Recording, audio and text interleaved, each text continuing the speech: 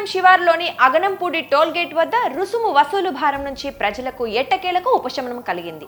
GVMC పరిధిలో నిబంధనలకు విరుద్ధంగా ఏళ్ల నుంచి సాగుతున్న అక్రమ దందాకు తెరపడటంతో ఇతర ప్రాంత వాహనదారులతో పాటు నగర ప్రజలు హర్షం వ్యక్తం చేస్తున్నారు.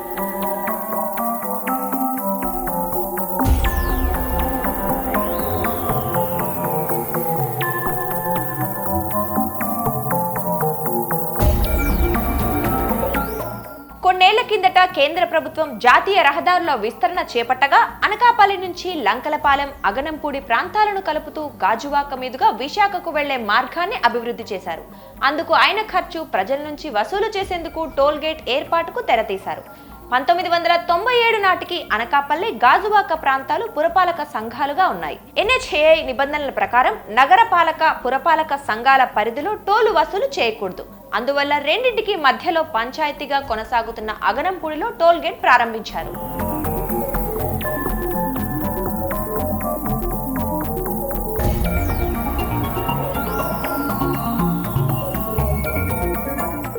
జాతీయ రహదారుల అభివృద్ధి ప్రాధికార సంస్థ ఆధ్వర్యంలో టోల్ నిర్వహణను గుత్తా సంస్థలకు అప్పగించి ఏటా రుసుము పెంచుతూ జనంపై భారం మోపుతూ వచ్చారు.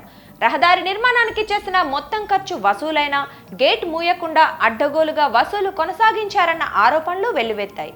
ఆర్టీసీ బస్సులకు కూడా మినహాయింపు లేకపోవడంతో అన్ని వర్గాల ప్రజలపై ఈ భారం పడింది.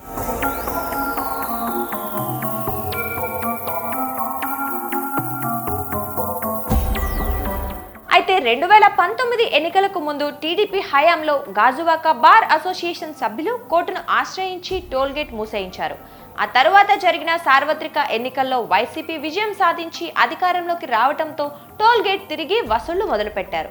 అప్పటి వైసీపీ ఎమ్మెల్యే తిప్పల నాగిరెడ్డి తన పదవీ కాలంలో రుసుము వసూళ్ల నిలిపివేతకు కనీసం ప్రయత్నం చేసిన దాఖలాలు లేవని స్థానికులు మండిపడుతున్నారు.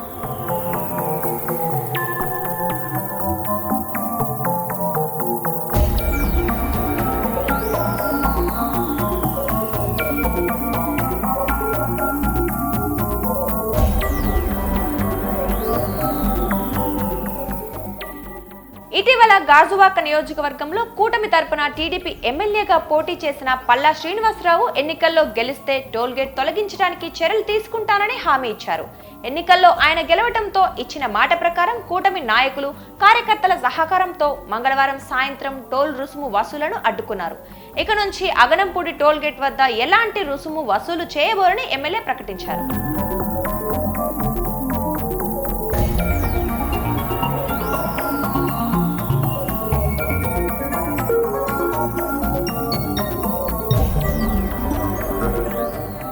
అగనంపూడి టోల్ గేట్ నిబంధనలకు విరుద్ధంగా నడుస్తుందంటూ గతంలో పల్లా శ్రీనివాస్ ఉద్యమం చేశారు. అలాగే టోల్ గేట్ దోపిడీ తీరును వివరిస్తూ జనసేన కార్పొరేటర్ పీతల మూర్తి యాదవ్ కేంద్ర, రాష్ట్ర ప్రభుత్వాలకు ఫిర్యాదు చేశారు.